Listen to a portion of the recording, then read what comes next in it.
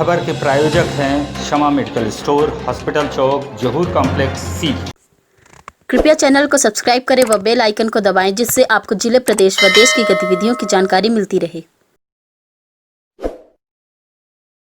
नमस्कार, ST news live में आपका स्वागत है।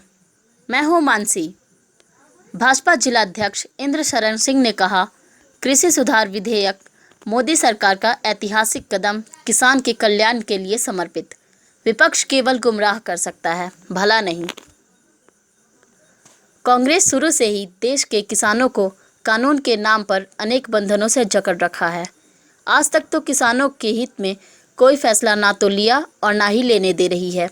आज की मोदी सरकार ले रही है तो किसानों को गुमराह करते हुए घड़ियाली आंसू बहा रही है। अलाउद्दीन खिलजी द्वारा रचित और अंग्रेजों द्वारा पोषित मंडी कानून किसानों के लिए अभिशाप था, क्योंकि इसके द्वारा किसान अपनी उपज मंडी में देने के लिए बाध्य था। भारतीय जनता पार्टी की मोदी सरकार किसानों की आय दुगनी करने के लिए वचनबद्ध है। ये विचार पत्रकार वार्ता में भारतीय जनता पार्टी के जिलाध्यक्ष इंद्र शरण सिंह ने व्यक्त किए।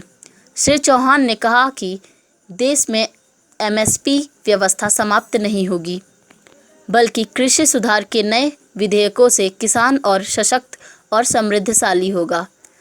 कांग्रेस ने किसानों को सशक्त बनाने के बजाय अभी तक अपना गुलाम बना करके रखा था। 55 साल में कांग्रेस में किसानों का कभी कर्ज माफ नहीं किया।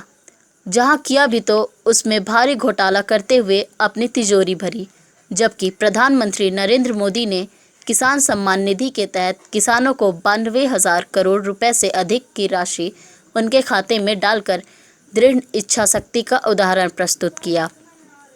कृषि उपज मंडी सीधी में लंबे समय तक निर्वाचित प्रतिनिधि के रूप में जनता की सेवा करने वाले इंद्र शरण सिंह ने कहा कि मैं मंडी व्यवस्था से परिचित हूँ। कृषि उपज व्यापार और वाणिज्य विधेयक के माध्यम से किसानों को अपनी उपज बेचने के लिए नए नए अवसर मिलेंगे, जिसके कारण उनका मुनाफा बढ़ेगा। इससे कृषि क्षेत्र को जहां आधुनिक टेक्नोलॉजी का लाभ मिलेगा, वहीं अन्नदाता सशक्त होंगे। न्यूनतम समर्थन मूल्य और सरकारी खरीद की व्यवस्था बनी रहेगी। यह विधेयक किसानों को अपनी फसल के भंडारण और बिक्री की आज़ादी देगा, बिचौलिए के चंगुल से उन्हें मुक्त रखेगा। भाजपा जिलाध्यक्ष इंद्र शरण सिंह ने विधेयक की खास बातों को बताते हुए कहा कि किसान कानूनी बंधनों से अब आज़ाद हो गए हैं।